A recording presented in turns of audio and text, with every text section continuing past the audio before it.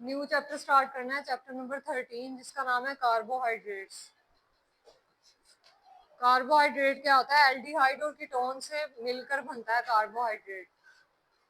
जो हम लोग चीजें खाते हैं, फूड खाते हैं हम लोग, उसमें क्या होती है? कार्बोहाइड्रेट, प्रोटीन, विटामिन और भी बहुत से न्यूट्रिएंट्स होते हैं। ठीक है, तो उसमें से हमने कौन सा पढ़ना है अब?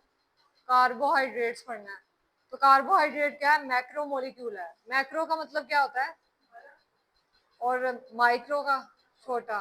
ठीक है, तो इसमें हमने मैक्रो मोलिक्यूल, ये कार्बोहाइड्रेट क्या है? माइक्रो नहीं है, ये छोटा नहीं है। ठीक है, मैक्रो है ये, इसलिए इसको क्या कहा है? Macro molecule. अब इसके डिफाइन क्या है? पॉलीहाइड्रोक्सी एल्डिहाइड और कीटोन सब यूनिट्स। इसका मतलब है कि एल्डिहाइड और कीटोन्स मिलके क्या बनाते हैं? कार्बोहाइड्रेट्स। अब वो एल्डिहाइड का फार्मूला जो हमने पिछले चैप्टर में पढ़ा था, सी ऊपर क्या है? डबल बॉन्ड ऑक्सीजन और सिंगल हाइड्रोजन, और जो कीटोन वाला है उसके दोनों साइड पे ही हाइड्रोजन नहीं है। और एल्डिहाइड में एक साइड पे हाइड्रोजन होगा और दूसरी साइड पे अल्केन, कोई भी, जैसे मीथेन, इथेन वगैरह। तो ये दोनों मिलकर क्या बनाते हैं? कार्बोहाइड्रेट का मॉलिक्यूल बनाते हैं। अब कार्बोहाइड्रेट को किसमें डिवाइड किया है? तीन में डिवाइड किया हुआ है, मोनोसैकेराइड, ओलिगोसैकेराइड और पॉलीसैकेराइड। सबसे पहले हमने देखना है कि कार्बोहाइड्रेट बनता कैसे है, किस किस चीजों में होता है कार्बोहाइड्रेट। फॉर एग्जाम्पल फूड में होता है ना, तो किस में होगा कार्बोहाइड्रेट बॉडी के अंदर?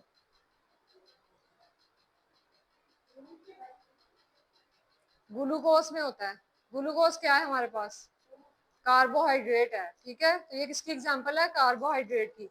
तो हम देखते हैं कि ये बनता कैसे है। प्लांट है ना, प्लांट जो है वो क्या करता है? कार्बन डाइऑक्साइड रिलीज करता है।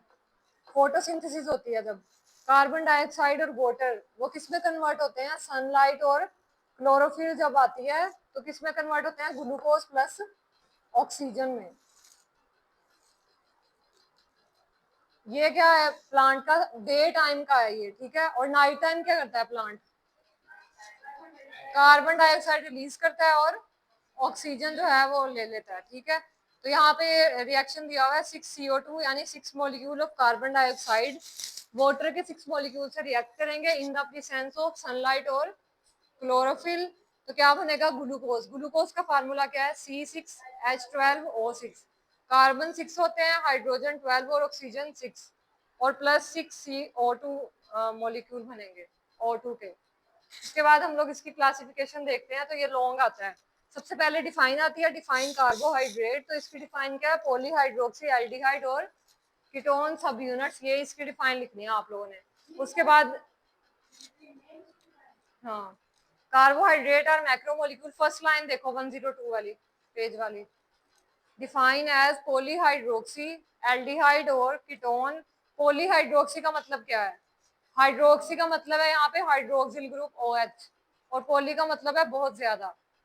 ठीक है, तो ज्यादा OH होंगे, एल्डिहाइड्स और कीटोन्स होंगे, और उनका जनरल फार्मूला क्या है? CnH2O bracket N।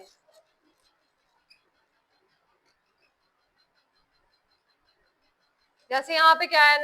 N की जगह क्या लिख दे? 6, C6H12O6।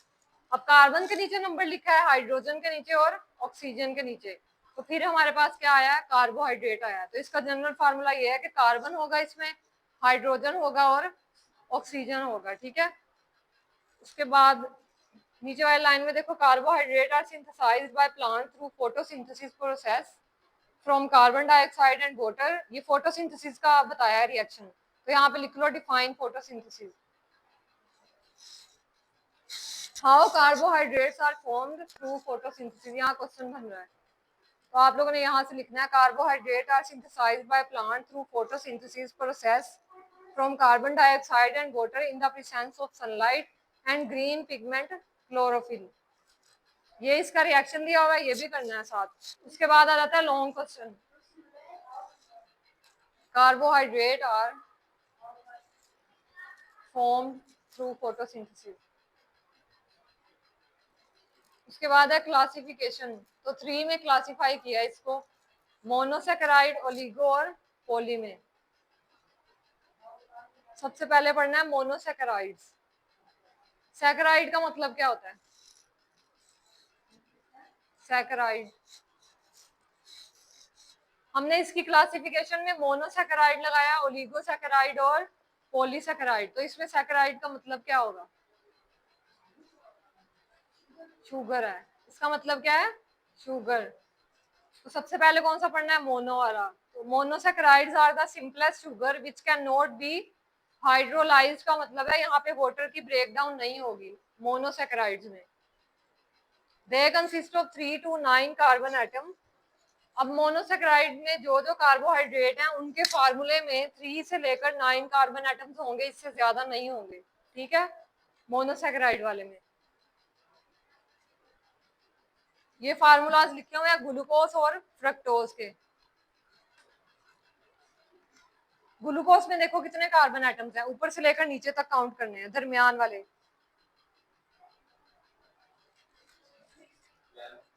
6, 1 2 3 4 5 6, इस तरह जो लाइन में है कितने हैं? 6 हैं। अब फर्स्ट वाले के साथ क्या लगा हुआ है? हाइड्रोजन और ऑक्सीजन। सेकंड वाले के साथ यहाँ पे लगा हुआ है H और यहाँ पे OH। नीचे वाले में अब ये इसको हमने नंबरिंग देनी है। कार्बन 1 है, 2 है, 3 4 5 6। ये बुक पे नहीं लिखा, लेकिन आप लोगों ने इस तरह लिखना है छोटा सा, ठीक है। फर्स्ट कार्बन के साथ क्या है? हाइड्रोजन और ऑक्सीजन। सेकंड वाले के साथ क्या है? पहले H है और फिर OH है। थर्ड वाले के साथ ये सीक्वेंस से याद करना है, ठीक है। यहाँ पे अच्छा HOH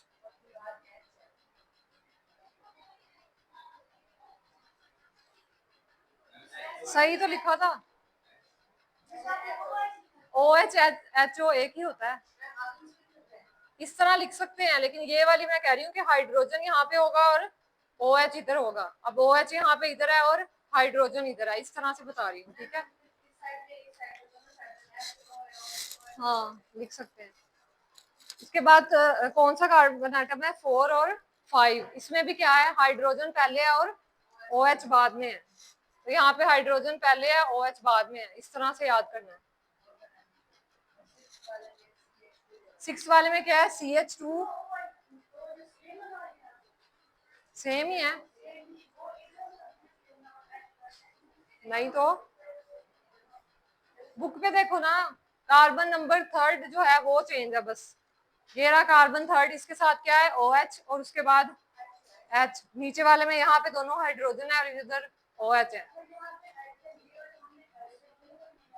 अब यहाँ पे लास्ट वाले में क्या है? OH है, इधर इधर हाइड्रोजन और इधर हाइड्रोजन है। अब बुक में क्या लिखा हुआ है? दोनों हाइड्रोजन को एक जगह पे लिख दिया, H2 बन गया ना ये, तो इसलिए बुक में इस तरह लिखा है H2OH। अब इसको इकट्ठा करके लिखा हुआ है बुक में, ठीक है। इस तरह से याद करना है इसको। आगे क्या है? फ्रक्टोज। फ्रक्टोज वाले का देखो, सबसे पहले क्या है? CH2OH, उसके बाद C double bond oxygen. Third वाले कार्बन आइटम में क्या है? OH है, फिर हाइड्रोजन। फोर्थ में हाइड्रोजन OH, फिर हाइड्रोजन OH, और एंड पे क्या है? CH2OH। नीचे वाले दोनों में क्या है? CH2OH है, ठीक है।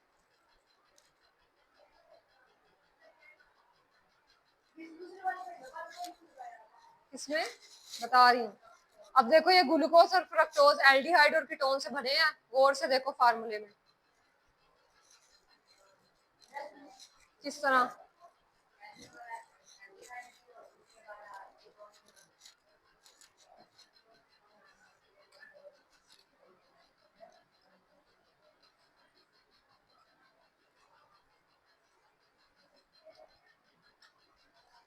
अब यहाँ से देखो एल्डिहाइड है या कीटोन है, ये वाला। इसको आप लोगों ने इस डायरेक्शन में देखना है, ये देखो सी इस तरह से। और क्या बन रहा है यहाँ पे? कीटोन बन रहा है।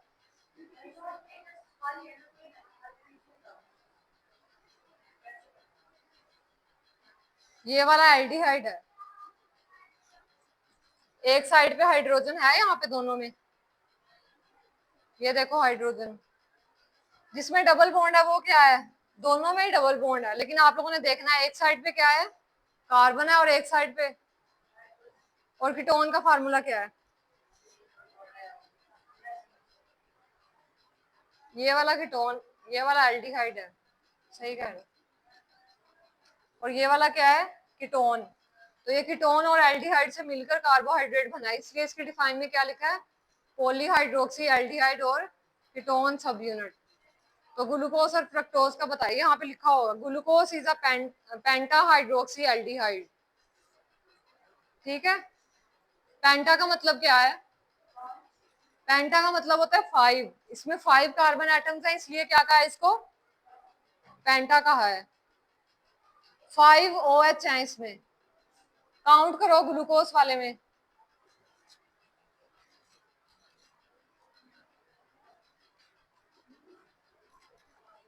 ये देखो 1 2 3 4 5,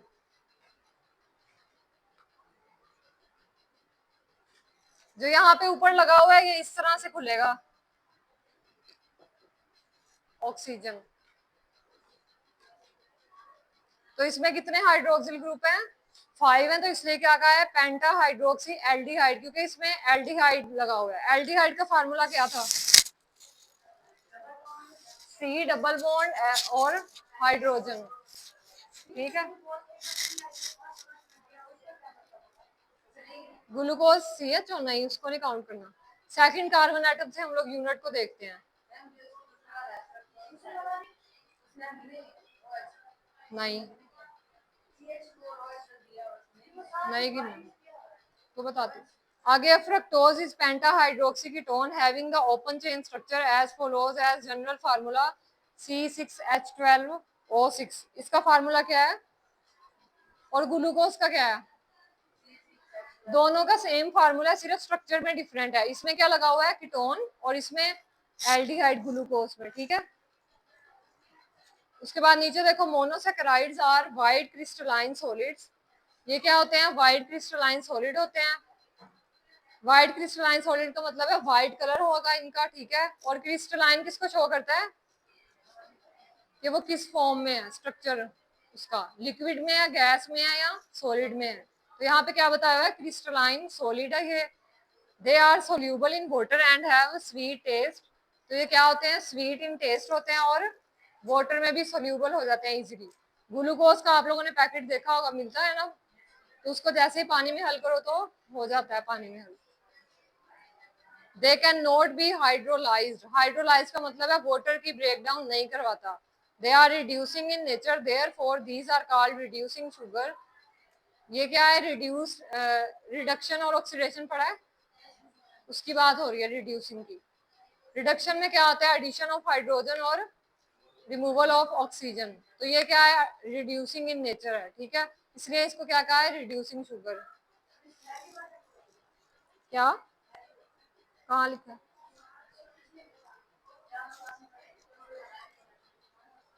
कौन से वाला,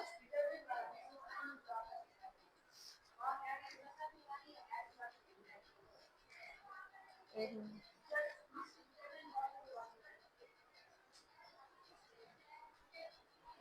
पेज नंबर बताओ।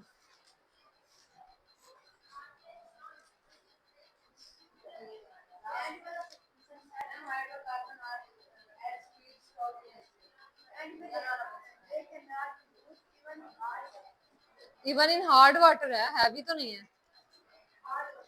हार्ड वाटर का मतलब है कि स्ट्रॉन्गली जो है हाइड्रोजन और ऑक्सीजन के मॉलिक्यूल है ना, वो बाउंड होते हैं। ठीक है, उनके दरमियान जो लिंक होता है वो स्ट्रॉन्ग होता है, इसलिए इसको क्या कहते हैं, हार्ड वाटर कहते हैं। ये लेबोरेटरीज में और इंडस्ट्रीज में होता है सिर्फ, नहीं वो सॉफ्ट वाटर।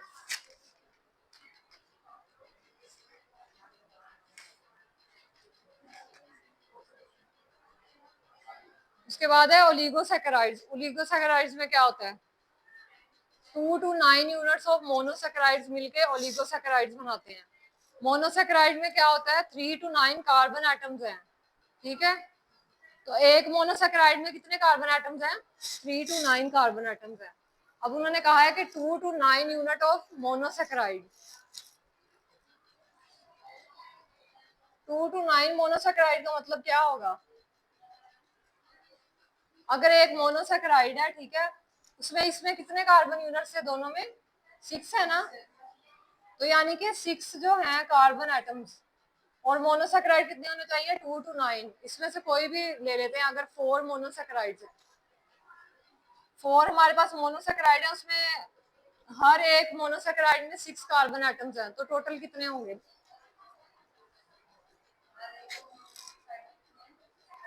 एक मोनोसेक्राइड में 6 कार्बन एटम्स हैं और 4 मोनोसेक्राइड है हमारे पास, तो कितने होंगे टोटल?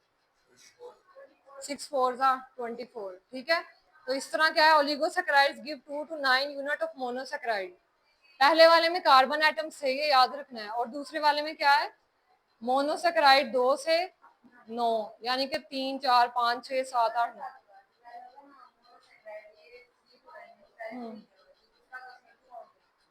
फॉर एग्जाम्पल ग्लूकोज का मॉलिक्यूल है ना, अब ग्लूकोज के काफी सारे मिलके क्या बनाएंगे? ओलिगोसेक्राइड। अब ये ग्लूकोज जो अकेला है वो क्या है? मोनोसेक्राइड। अगर 3 या 4 ग्लूकोज मॉलिक्यूल मिलेंगे तो क्या बन जाएगा? ओलिगोसेक्राइड। इसी तरह फ्रक्टोज, फ्रक्टोज में कितने कार्बन आइटम है? 6 है ना, 6 कार्बन आइटम मिलकर फ्रक्टोज बना रहे हैं, और फ्रक्टोज क्या है? मोनोसेक्राइड। अब जो 3 या 4 जो है फ्रक्टोज मिल जाए तो क्या बन जाएगा? एक फ्रक्टोज को क्या कहते हैं? मोनोसेक्राइड। 4 फ्रक्टोज को क्या कहेंगे अगर 4 हैं तो? ओलिगोसेक्राइड। वही तो मैं बता रही हूँ कि अगर एक जो है ना ग्लूकोज, उसको क्या कहेंगे? मोनोसेक्राइड है। अगर 5 6 7 जितने भी होते जाएंगे उन्हें क्या कहेंगे? ओलिगोसेक्राइड। ठीक है। ओलिगोसेक्राइड कौन कौन से हमारे पास? डाइसेक्राइड, ट्राइसेक्राइड, टेट्रासेक्राइड। डाई का मतलब क्या है? 2 सेक्राइड्स मिलेंगे, मोनोसेक्राइड। 2 ग्लूकोज मिलेंगे तो क्या कहेंगे उसको? डाई। 3 मिलेंगे तो ट्राई, 4 तो टेट्रा। लेकिन इनको नाम क्या देंगे कि ये क्या है? ओलिगोसेक्राइड्स हैं। ठीक है। अब ओलिगोसेक्राइड बनता कैसे है आगे दिया हुआ उन्होंने। सक्रोज जो है इसका फार्मूला है C12H22O11। इसको वाटर के साथ रिएक्ट करवाते हैं, डिल्यूट HCl और हीट देके, तो क्या बनता है? Glucose plus fructose. अब यहाँ पे ग्लूकोज भी बना है और फ्रक्टोज भी बना है, तो 2 मोनोसेक्राइड बन गए ना, तो 2 को क्या कहेंगे? डाइसेक्राइड देंगे। ग्लूकोज प्लस फ्रक्टोज दोनों मिलकर क्या बना रहे हैं? डाइसेक्राइड। और ये है क्या? मोनो के ओलिगो, ओलिगोसेक्राइड्स हैं। These carbohydrates are white crystalline solid easily soluble in water। Same monosaccharide की तरह ये भी पानी में हल हो जाते हैं। ठीक है, और व्हाइट होते हैं और क्रिस्टलाइन सॉलिड्स हैं। They also sweet in taste, और ये रिड्यूसिंग भी हो सकते हैं और नॉन रिड्यूसिंग भी। मोनोसेक्राइड क्या थे? रिड्यूसिंग थे। ठीक है, उसके बाद है polysaccharides. Polysaccharides are macromolecular carbohydrate consisting of 100 to 1000 monosaccharide। Oligo में 2 to 9 थे, और इसमें क्या है? 100 से 1000। अगर ग्लूकोज के 100 मॉलिक्यूल होंगे तो उन्हें क्या कहेंगे? पॉली, पॉलीसेक्राइड ज्यादा हो जाएंगे ना। देखो 2 to 9 मोनोसेक्राइड है तो उससे क्या कहेंगे? ओलिगो। और अगर 100 से 10,000 के दरमियान है तो उससे क्या कहेंगे? पॉली। हाँ, अगर मैं यहाँ पे लिख देती हूँ 101C6H12O6, तो ये क्या है? ओलिगो है कि पॉली है? पॉली है, क्योंकि ये 100 से 1000 के दरमियान है। ठीक है, और अगर यहाँ पे आ जाता है 3 ग्लूकोज के हैं तो ट्राइसेकेराइड तो है, लेकिन ओलिगो है, मोनो है कि पॉली है? ओलिगो है, 3 है ना। देखो 3 नहीं है। हाँ, मोनो है। अभी मैंने क्या बोला? नहीं, मैं कह रही हूँ 3 ग्लूकोज के हैं, 3 ग्लूकोज के हैं तो वो क्या होगा? ओलिगो। यहाँ पे कार्बन एटम्स की बात की है मोनोसेक्राइड में। अगर मैं कह रही हूँ 1 ग्लूकोज है तो ये मोनो है, 1 होगा तो मोनो है। ठीक है, उसके बाद 3 से 9 तक मोनोसेक्राइड, मिलकर, हाँ, मोनोसेक्राइड में सिर्फ कार्बन एटम्स को काउंट करना है, ये वाले 1 2 3 4 5 6, ये जो है 3 से 9 तक होने चाहिए कार्बन एटम्स मोनो में, और पोली में, ओलिगो में, मैंने ओलिगो बोला है। 2 to 9 मोनोसेक्राइड्स, ठीक है। फॉर एग्जांपल 9 ग्लूकोज के मॉलिक्यूल हैं तो वो क्या होगा, ओलिगो।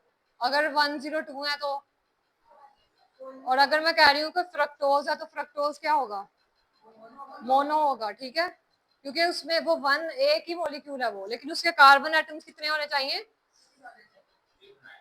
3 to 9 लिखा भी हुआ है, देखो ऊपर मोनोसेक्राइड वाले में। समझ नहीं आई?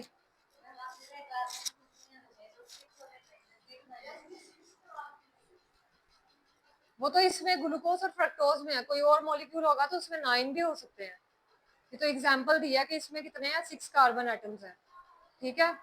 तो 9 तक जो होंगे वो क्या होंगे, मोनोसेक्राइड। अगर यहाँ पे C7 C8 C9 होगा तो भी ये क्या होगा, मोनोसेक्राइड ही है ये, ठीक है।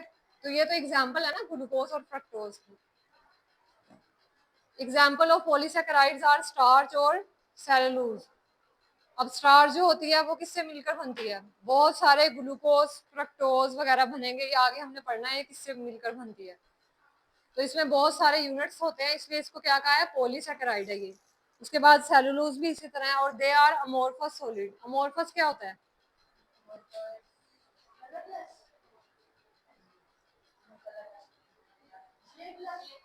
पढ़ा भी था आप लोगों ने, शेपलेस है। आप बताओ। और क्रिस्टलाइन का मतलब क्या होता है, क्यूबिक शेप। क्रिस्टलाइन का मतलब होता है क्यूबिक शेप हो जिसकी।